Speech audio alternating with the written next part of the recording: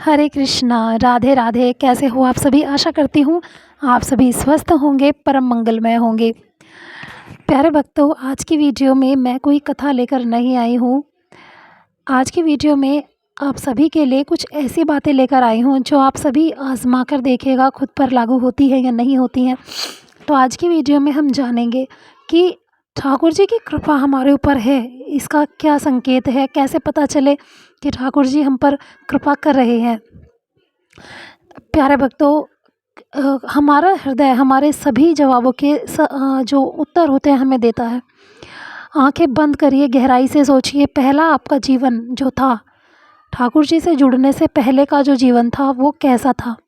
क्योंकि ये एक अंदरूनी विषय है, एक अंतर आत्मा से जुड़ा विषय है। तो इसमें बाह्य हम फल नहीं देखते हैं कि हमारा बाह्य जीवन कैसा था और कैसा है। आपने सुना ही होगा, जो भक्ति करते हैं उनके जीवन में, उनके मार्ग में अत्यधिक कठिनाइयाँ आती हैं। उनका जीवन ऐसा नहीं होता कि कष्टों से भरा नहीं होता, या हम ठाकुर जी से जुड़ने के बाद हमारे जीवन से सभी कष्ट समाप्त हो जाते हैं। जो हमारे जीवन में घटना घटती है, चाहे अच्छी बुरी जैसी भी घटना घट रही है, वो हमेशा ही हमारे कर्मों का फल होती है।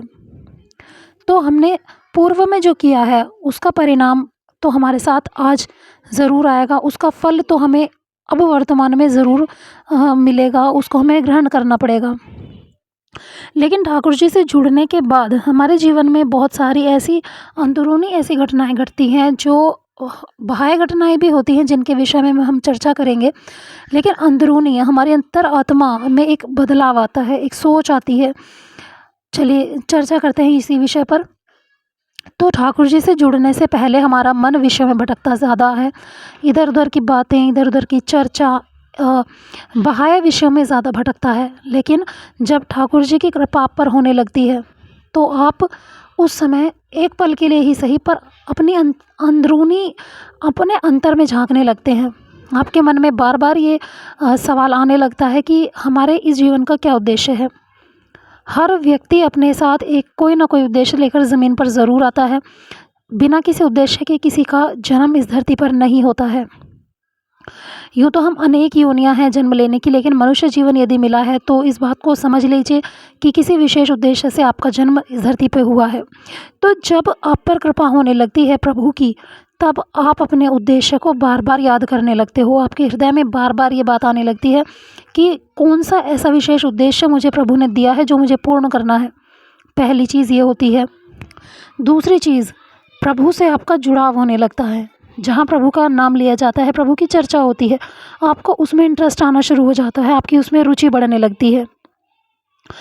और सबसे एक जो चीज़ मैं बाह्य जो बदलाव थे उसके विषय में भी मैं बता रही थी। तो बाह्य बदलाव आप समझ लीजिए, जब आपके रिश्तेदार, आपके जो बहुत ज़्यादा प्रियजन हैं, उनसे आपका कटाव होने लगे, अर्थात उनसे आप विमुख होने लगे, तो आप समझ जाइए कि ठाकुर जी कुछ विशेष चाहते हैं, इसलिए उनको आपसे विमुख करवाया जा रहा है।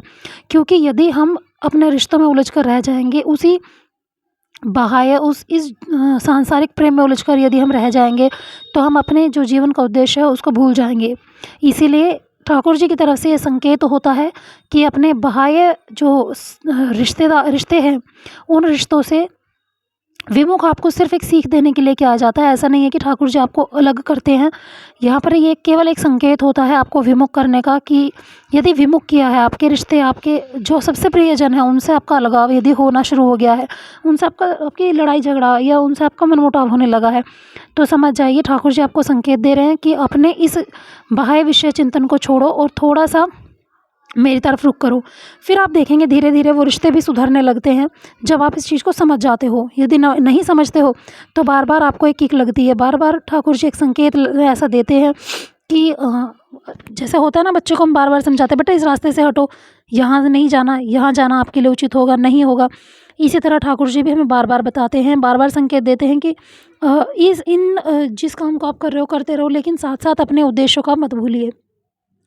दो संकेत ये हुए प्यारे भक्तों। और तीसरा संकेत ये हुआ, जब आप मेडिटेशन की तरफ चलने लगो, जब आपका मन ध्यान करने के लिए प्रेरित होने लगे, हमेशा ही हम सुनते आए हैं कि आपके अंदर सब कुछ है, हमारे भीतर सब कुछ है।